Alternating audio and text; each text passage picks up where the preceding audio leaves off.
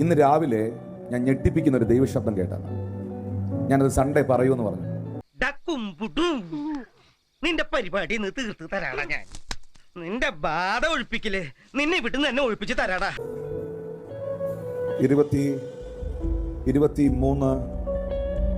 October മാസം ഞാൻ play ചെയ്തോട്ടെ. ഞാൻ കേട്ട ശബ്ദം ഞാൻ എഴുതി വെച്ചത്, റെക്കോർഡ് ചെയ്ത് വെച്ചതിനകത്ത്. ഞാൻ കേട്ട ശബ്ദം ഞാൻ എഴുതി വെച്ചത്, റെക്കോർഡ് ചെയ്ത് വെച്ചതിനകത്ത്. ഒരു മിനിറ്റ്, വീണ്ടും നാക്കുളുക്ക്. കർത്താവ് എന്നോട് സംസാരിച്ചതാ എന്റെ മുറി വന്ന്. ലിസൺ. ഒറ്റ തള്ളലുണ്ട്, ഇത് ജോയിന്റ് ആയിപ്പോയി. അമ്മായിട്ട് തള്ളലാ ഞാൻ. ചർച്ചിന്റെ തിന്മ എന്തുണ്ടെന്ന് നോക്കി നടക്കുന്ന നിന്നോട് കർത്താവ് പറയുന്നു.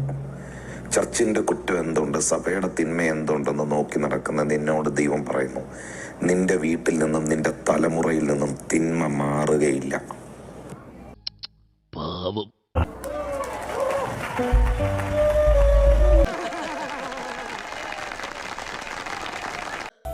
Very serious. ഞാൻ എന്നോടത്ത് കർത്താവ് സംസാരിച്ചപ്പോൾ ഞാൻ നെടുമ്പാട് വീണു. അയ്യോ, നിങ്ങളത് കേട്ടോ? സഭയുടെ കുറ്റം എന്തുണ്ട്, ചർച്ചിന്റെ കുറ്റം എന്തുണ്ട്, ഇവിടെ കാശ് കൊടുക്കരുത്, ഇവിടെ ദശാംശം കൊടുക്കരുതെന്ന് പറഞ്ഞുകൊണ്ട് നടക്കുന്ന ആ വ്യക്തിയോട് എന്റെ അടുത്ത് പറയാണ്, അല്ലെങ്കിൽ പിള്ളേച്ചൻ നുണ പറയുന്നതായിരിക്കും. നിന്റെ ജനമാണ് അവർ, എന്റെ ജനമാണ്, നീ അവരോട് പറയണം അങ്ങനെ പറയരുത്, അവരിലും അവരുടെ തലമുറയിൽ നിന്നും തിന്മ വിട്ടുമാറുകയില്ല എന്ന് പറയണം.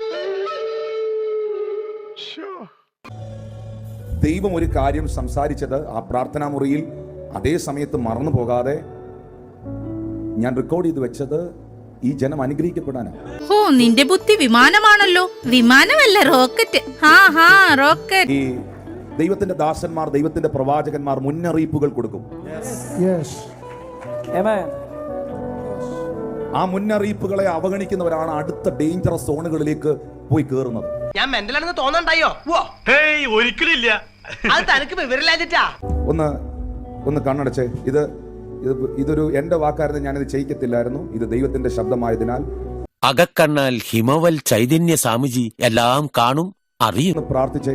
അങ്ങനെ എന്തെങ്കിലും നിങ്ങളുടെ ലൈഫിൽ നിങ്ങൾ പറയുകയോ ചിന്തിക്കുകയോ പ്രവർത്തിക്കുകയോ ചെയ്തിട്ടുണ്ട്, ഇപ്പൊ ക്ഷമ പറയണം. Angeles are watching U. ദൂതന്മാർ നിന്നെ കാണുന്നു. ദൈവത്തിന്റെ അഭിഷിക്തൻ ഇത്രയും കോൺഫിഡൻസോടെ പരസ്യമായി ഈ കാര്യം പറഞ്ഞിട്ട് നീ മറുതലിക്കാൻ നിൽക്കുവാണെങ്കിൽ സീരിയസ്. ഇതുമാത്രം ത്യാഗം സഹിച്ചിട്ടാണെന്ന് അറിയാമോ ശങ്കുണ്ണി മോഹൻലാലിന്റെ ഡയറി ഞാൻ തപ്പിക്കൊണ്ട് വന്നത്? അയാൾ ഇപ്പൊ വരും. തന്നോട് ഞാൻ പറഞ്ഞിട്ടില്ലേ ഇതിനകത്തുള്ളതെല്ലാം കാണാപ്പാടം പഠിക്കണമെന്ന്? കുറച്ചു വായിച്ചപ്പോ ഉറങ്ങിപ്പോയി. Very serious. ഇങ്ങ് വാ, പറയട്ടെ. എന്നെ തല്ലാനല്ലാന്ന് സത്യം ചെയ്ത ഞാൻ വരാം. ശിവനെ കൊണ്ടാണ്.